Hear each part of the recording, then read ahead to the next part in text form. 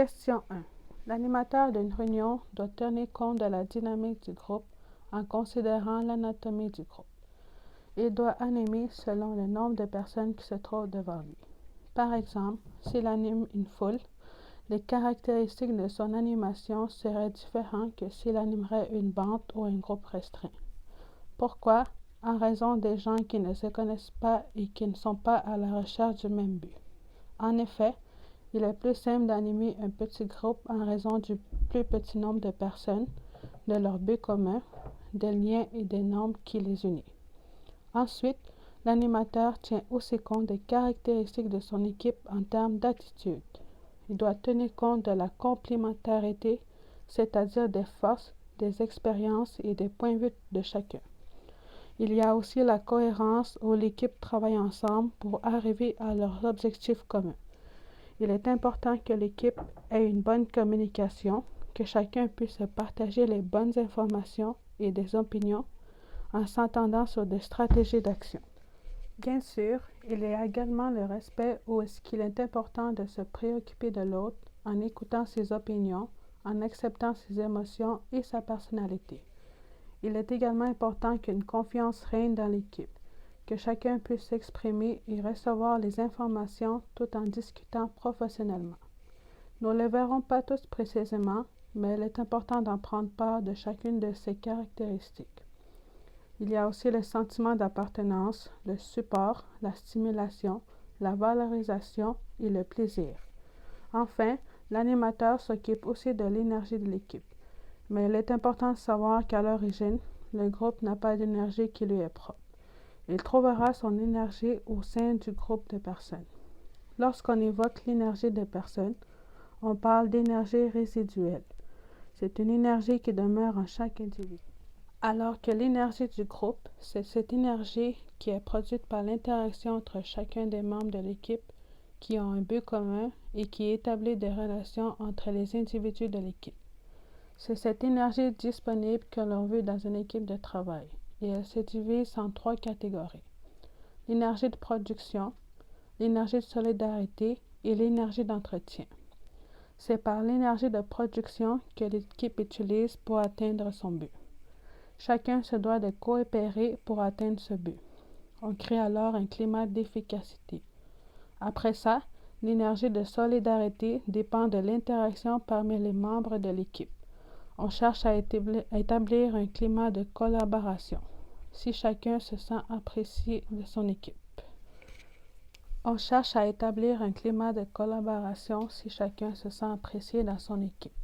Pour finir, l'animateur favorise la dynamique du groupe en établissant une énergie d'entretien où le but est d'entretenir l'harmonie qui règne dans le groupe.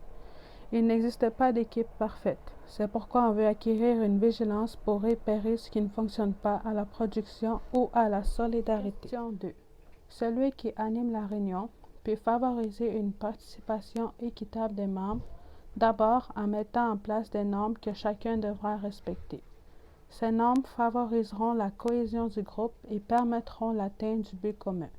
Elles sont mises en place et sont acceptées par les individus du groupe. Il existe 3 types de normes de groupe et ces normes sont soit officielles, soit écrites, ou officieuses, soit par écrit mais importantes pour le groupe. Donc, il y a les normes sociales. Celles-ci déterminent les relations entre les personnes de l'équipe. Par exemple, si quelqu'un a un conflit à résoudre sur un travail ou quoi que ce soit d'autre avec un autre membre du groupe, ils devront résoudre ensemble ce conflit. Ensuite, les normes de procédure soulignent la manière dont le groupe doit entreprendre ses activités. L'ordre du jour et l'avis de convocation qui doivent être faits avant la réunion, par exemple. Au final, il y a les normes de travail qui concernent la façon dont la tâche doit être faite pour favoriser l'entente des objectifs. Par exemple, une personne qui sait d'avance qu'elle ne sera pas présente à la réunion devra en avertir la responsable le plus vite possible. L'animateur s'assure d'une participation équitable des membres en donnant à chacun des responsabilités. Et bien sûr, chacun devra assumer ses propres responsabilités. Débutons par la coopération dans le groupe. Chaque membre doit participer activement à la poursuite du but partagé. Il y a aussi le respect où chacun est responsable de son attitude, qui doit écouter et regarder la personne qui parle sans l'interrompre et sans faire de préjugés. Pour ce qui est de l'intégration du groupe, chacun doit travailler à la réalisation du but et en respectant l'élaboration du plan. L'authenticité est également importante. Chaque membre doit fournir ses connaissances, ses expériences et ses forces tout en restant lui-même. Pour ce qui est des interventions, chacun est responsable de sa manière d'intervenir. Comme par exemple, il doit choisir le bon moment pour parler avec un vocabulaire compréhensible pour tous. Enfin, avoir une bonne préparation est plus important des responsabilités. Il faut être prêt, rendu à la réunion. Pour conclure cette partie qui souligne la façon dont l'animateur amène une participation équitable de chacun des membres de l'équipe, évoquons les effets de la participation sur les membres et sur le groupe, ainsi que les conditions à la participation efficace des membres du groupe, de l'environnement de l'animateur et de son animation. La participation provoque chez les membres une attitude positive envers le travail, une exécution plus efficace du travail, de la loyauté envers le groupe, un sentiment d'être bénéfique à son équipe et plus encore. Sinon, la participation engendre sur le groupe une augmentation du rendement, une amélioration des résultats et des relations. De plus, pour que la participation soit efficace, chaque membre doit avoir une perception individuelle, comprendre le but, être présent et engagé. Le groupe doit aussi avoir une structure de participation et de groupe, avoir une bonne communication et des méthodes de travail que chacun comprend. Pour l'environnement, il faut un local avec de la couleur, de la place pour tout le monde, des chaises confortables et avoir le matériel nécessaire à la réunion. L'animateur doit enfin être compétent, attentif et doit savoir gérer les relations entre les membres. Son style d'animation et ses techniques auront également un impact sur la participation efficace. Question 3. Dans une équipe de travail, chaque participant a un rôle. Voyons ces différents rôles que ce participant peut avoir dans une réunion de travail. Premièrement, un membre d'une équipe peut avoir le rôle qui est relatif à la tâche ou au contenu. Celui-ci propose des objectifs, définit les problèmes, donne ses idées, amène des solutions aux problèmes, fournit des informations nécessaires et il a aussi tendance à demander des précisions sur le contenu, à prendre des notes et à exécuter les tâches demandées. Il fait tout ce qu'il y a rapport à la tâche ou au contenu. Deuxièmement, un participant peut aussi jouer le rôle qui est relatif à la procédure, c'est-à-dire qu'il est celui qui suggère le plan de travail, qui propose les règles de conduite que chacun accepte, et il est aussi celui qui dirige le groupe dans sa démarche de travail. Ce participant a tendance à ramener l'ordre lorsque l'équipe va dans des sujets qui n'est pas en lien avec le travail, et il essaie du plus possible de faire participer tout le monde. Finalement, un participant peut également jouer le rôle qui est relatif au socio-émotif. Cet individu favorise le plus possible les relations harmonieuses entre les participants. Il est là pour encourager son équipe, pour détendre l'atmosphère lorsque l'équipe est trop fébrile par exemple, et il propose des compromis lorsqu'il y a des malentendus. En fait, il est celui qui donne son appui à son équipe de travail. Comme les autres rôles de son équipe, il est important. Mis à part ces rôles, chaque réunion de travail doit avoir son animateur. Cet animateur contrôle les divers modes de fonctionnement du groupe. Pour commencer, il contrôle le contenu de la réunion. Il assume une fonction de production en favorisant des échanges qui concernent le but et la tâche. Ainsi, il rend son équipe et la réunion plus efficaces. Il s'agit pour lui de faire arrêter et préciser les objectifs par l'équipe, d'organiser l'action, d'effectuer des résumés à la fin d'une discussion et d'une réunion. Il fait presque tout, mais cela ne veut pas dire qu'il doit faire les tâches par lui-même. Ensuite, l'animateur assume également une fonction de facilitation. Ce mode de fonctionnement comprend les normes, les règles et les techniques utilisées pour atteindre l'objectif. Il aide au contrôle des discussions, stimule la participation de ceux qui participent le moins, donne le droit de parole, fait un rappel à l'ordre, rappelle le temps qui reste et obtient et vérifie l'accord de tout le monde sur les décisions. Finalement, celui qui anime a aussi un contrôle des relations socio-affectives en ayant comme fonction une fonction de régulation. Il doit en tout temps tenir compte des relations qui règnent dans son équipe. Cette fonction exige qu'il ait un bon sens de l'écoute et de l'observation.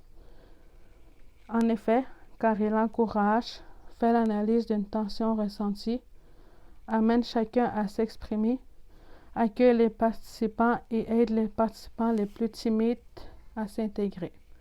L'animateur qui joue un rôle important dans son équipe doit cependant avoir les attitudes nécessaires, c'est-à-dire qu'il doit être capable de s'impliquer, de donner l'exemple aux autres, d'amener tout le monde à s'exprimer, d'avoir une confiance mutuelle à son équipe, avoir un bon sens de l'humour, d'être capable de laisser place aux idées des autres, d'avoir une bonne maîtrise de soi et d'être capable de structurer son équipe.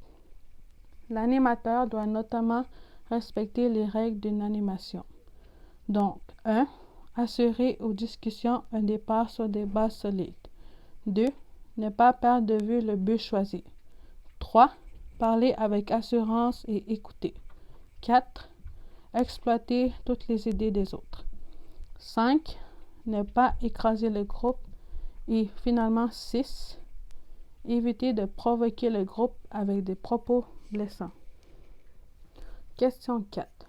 Cette question décrit explicitement l'importance et l'utilité des différents outils de gestion que l'on utilise dans une réunion de travail.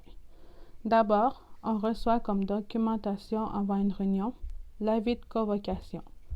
Celle-ci fournit toutes les informations nécessaires à la préparation de la rencontre.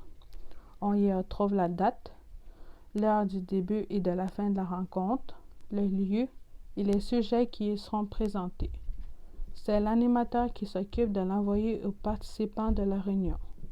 S'il y a eu, l'avis de convocation peut également annoncer la documentation à apporter et les personnes ressources invitées. Elle peut aussi être accompagnée de l'ordre du jour.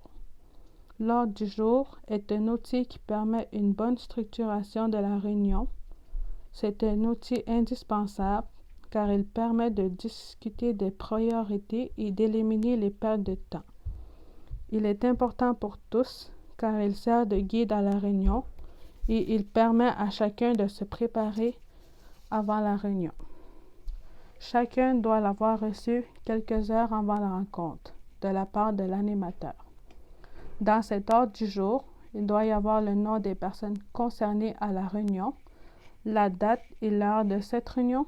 On y retrouve également l'accueil, la présentation et l'acceptation de l'ordre du jour, ainsi que les suivis de la réunion précédente, la période d'information, les thèmes de discussion qui seront abordés, un temps pour les questions et un temps pour évaluer la réunion en groupe. Un autre outil essentiel à la réunion est le compte-rendu qui est rédigé par le secrétaire après la réunion. Le compte-rendu est l'exposé des faits observés, des décisions et des conclusions prises durant la réunion. Il est aussi important car il permet d'établir un suivi d'une réunion à l'autre. C'est un peu comme l'ordre du jour, puisqu'on y retrouve presque les mêmes informations, telles que l'identification de l'équipe et de la réunion, ainsi que la date et le lieu de la réunion. Quant au procès-verbal, il sert de preuve. C'est un document permettant de retracer officiellement ce qui a été dit au cours d'une réunion précédente. C'est une obligation officielle ou réglementaire soumise à des formes particulières, telles que la présentation des personnes présentes et absentes, le rappel du lieu, de la date et à l'heure de la rencontre, le rappel des points de l'ordre du jour, mais aussi le rappel des engagements, des nominations, des instructions et des résolutions adoptées par les participants. Ce procès-verbal est rédigé au présent dans tous les cas.